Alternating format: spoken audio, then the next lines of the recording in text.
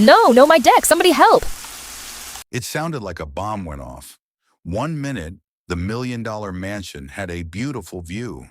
The next minute, the earth opened up. She spent $100,000 to fight nature, but tonight, nature fought back. Welcome back to Voices of Freedom. This is a story about arrogance, gravity, and the most expensive pile of mud in history. Question of the day. If a neighbor ignores your safety warning and ruins their own house, do you help them or laugh at them? Tell me in the comments and smash that subscribe button if you believe in karma. Let's watch this house go down. Meet Bill, a retired Army engineer who lived at the bottom of Echo Ridge. He spent 30 years planting massive oak trees on the hillside. Bill wasn't a gardener. He was an engineer. He knew that the roots of those trees acted like a net holding the loose soil together. They were the only things stopping the hill from sliding. Then came Tiffany, the new HOA president. She bought the mansion at the top of the cliff for $2 million. She didn't care about soil stability. She cared about one thing: the view. She stood on her patio, looked down at the beautiful forest Bill had planted, and scowled. "These trees are blocking my sunset," she said. The very next day, Tiffany marched down to Bill's property line. She didn't say hello. "Tiffany, hey, you, those trees are overgrown weeds. I'm the HOA president, and I'm ordering you to cut them down. I want an infinity deck right here." Bill stayed calm. "Ma'am, those aren't weeds. They are load-bearing oaks. You cut them, and this hill comes down." Tiffany laughed in his face. "Don't lecture me, old man. I have architects. I have engineers. You're just lazy." She turned around and walked away. Bill shook his head. He went inside and updated his insurance policy. He knew what was coming. Since Bill refused to cut his trees, Tiffany found a loophole. The trees at the very top of the ridge were technically on her land. She hired a cheap tree removal service.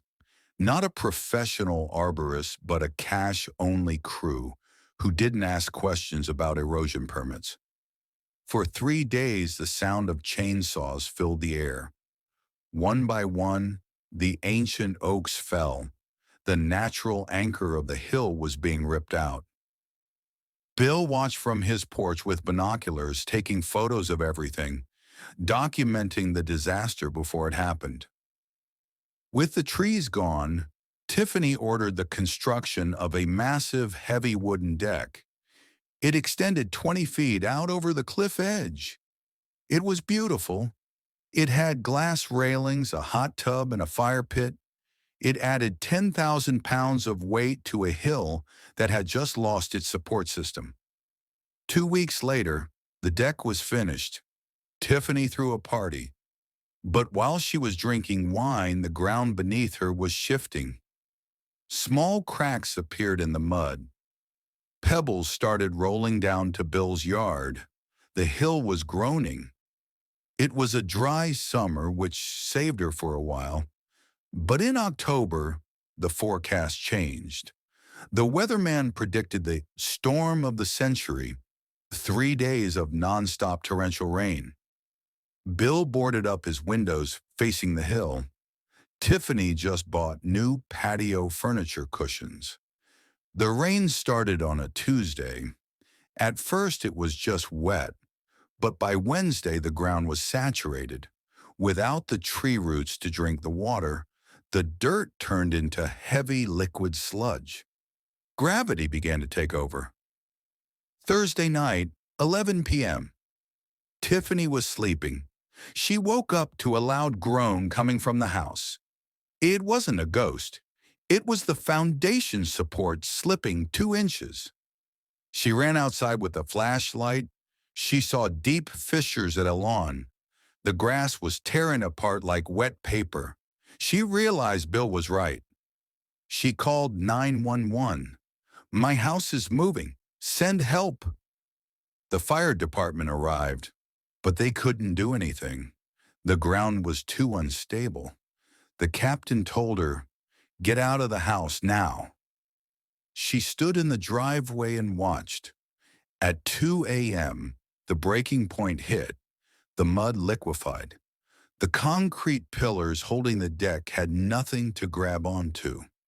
The entire $100,000 deck, the hot tub and the glass railings snapped off the back of the house.